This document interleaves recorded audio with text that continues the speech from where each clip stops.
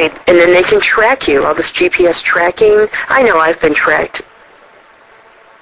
I know they see me wherever I go. Yeah, they do.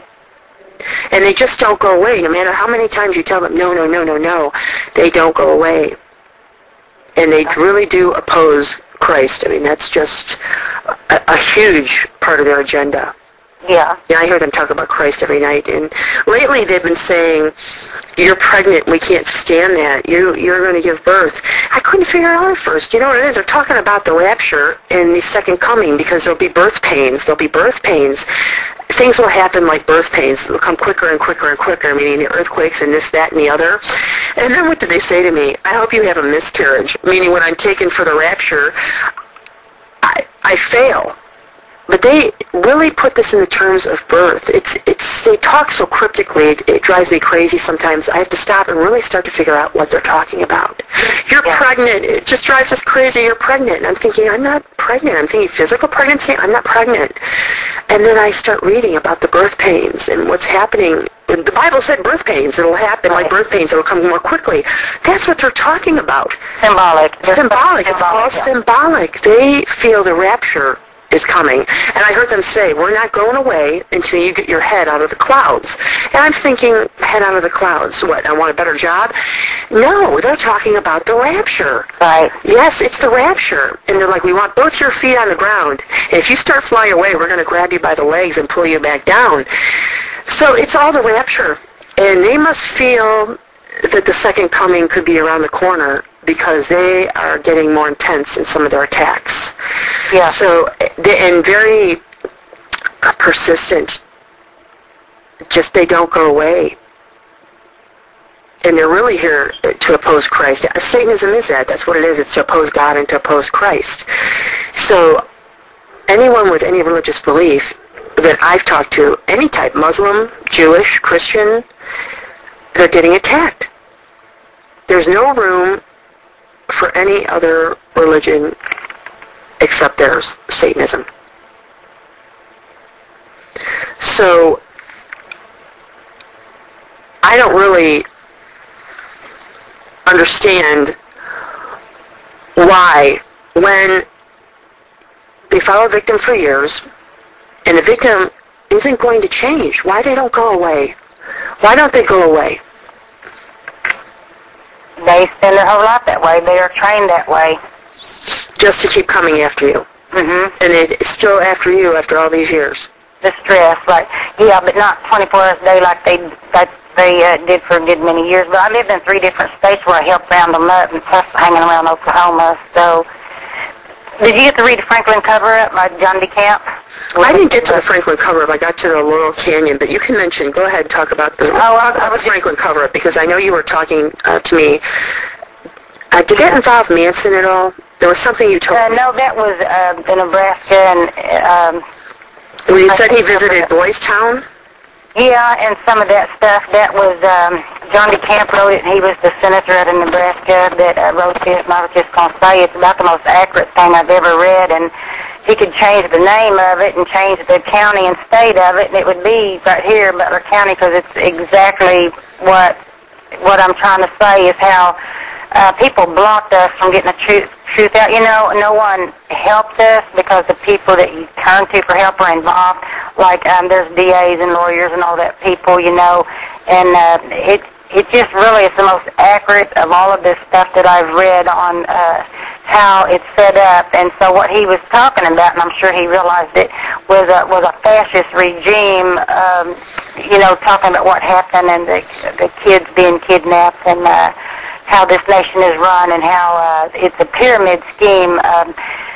You're not supposed to go above your boss's head and complain to the top person. You know, you're supposed to go step by step, and each one of them steps, they're going to interfere, and they're going to knock you back down the stairs if they can, because they're going to block you from getting to the top. If you get to the top, well, the eyeball's up at the top. That's the main dude, and he ain't going to help you either, but you don't realize that. But if you get up there, you can get on alternative media and get the truth out there, you know, and thank God for that. But I just wanted to mention that about the Franklin cover-up being a good book. There's a couple other books that I'm going to read, too. There's actually one called Laurel Canyon, by Michael Walker. There's a movie, too, called Laurel Canyon, and I hope we get a chance to talk to that in the future, because I wanted that actually linked to this interview, if you could do that for me.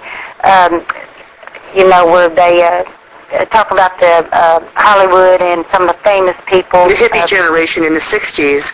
Yeah. And Sharon Tate and the Mansons, who were very involved in Laurel Canyon. And very strange, there were a lot of murders and mysterious deaths of rock stars and movie stars in Laurel Canyon. Yeah, connected with the canyon, which was a part of a wooded, hilly area of Los Angeles County, and Satanism was supposed to be pretty big there. It's actually where Maury was from, and that was spelled M-A-U-R-I, and she's the one that wrote Vatican Ratline, because Manhattan Beach was part of L.A. County, and it's also where McMartin Preschool happened too, and they have a lot of witness from that part of the country. And then San Francisco, of course, also they had their little bit of CIA connection down there. Well, I know that because my sister was forced into prostitution down there. But there's a little bit of other movies that connect with Laurel Canyon that I hope we can get into after we see them. My local video place is going to actually order a couple of these for me because they don't have it at any of their places, so that's good. Like Mulholland Drive is the name of one, and I learned that from Zeph. In Wonderland with Val Kilmer, yes. Yeah, Wonderland. Talking about the murders that occurred on Wonderland Drive in Laurel Canyon. Right, and also called Four on the Floor too, right? Not long after, Four on the Floor. Not long after that, Sharon Tate was murdered. Yeah. And what do you think about Sharon Tate's murder? Yeah, I think it was Satanism. I remember the summer that happened, and I'll just spend a minute and tell you kind of what was going on. Bob Bolin was a lawyer from, he wasn't a lawyer yet, I don't think, from Fort Worth, Texas, and this is when I first learned about him and his dad, who owned Bolin Editorial Supply in Fort Worth, Texas.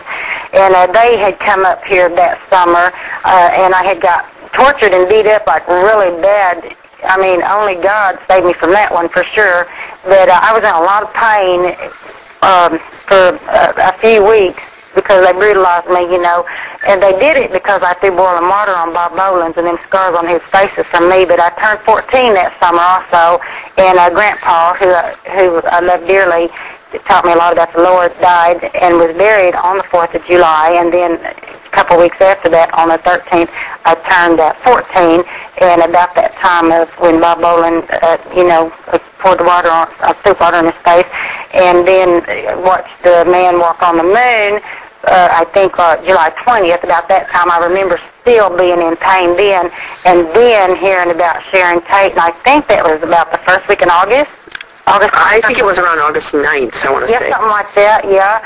And I remember the first thing I thought was, God, Satanist, and who's going to be next, And then, when I was hearing about her being pregnant, I was thinking, it's a Satanist no matter what, whether she's pregnant or not, it's still Satanist, And, I remember that summer, and I sure do, and kind of what happened leading up to that. And I watched that real close to see if there would be more killings in that area, or if famous people disappeared, or if someone else famous was killed, And that's kind of how I was thinking at the time that this is going to go on, They got brave. And now to be reading this stuff that Charles Manson actually was involved in Satanism, then that answered the question for me, because you had asked me one day if I thought he was, and I said right away, yes. And then when I looked on the web a little bit, and I found that one article, and I sent it to you, that said that he was. Well, I know they said they wanted to cut her baby out, but something happened, and they did not have time. And I know Satanists cut out babies. She was ready to deliver. I think she was 9 days before her due date or something like that. That poor woman, such a beautiful woman, to have to go through that, to die tragically like that. I remember reading her story when I was a teenager, and my heart really breaks every time I hear about it. She's such a lovely person. It's just a shame. And now Susan Atkins, the woman who actually murdered her, who actually stabbed Sharon Tate, is in the hospital dying of brain cancer, and she's asking for a compassionate release. What do you think of that? Burn in hell, woman. That's what I think. I can't stay neutral on that. My thoughts are with Sharon Tate and all the other murder victims that night. Abigail Folger, Jay Sebring. I can't forget what that woman did. And she literally looked in Sharon Tate's face and said, I don't care about you and your baby, you're going to die, and I don't feel anything about it. I just can't have compassion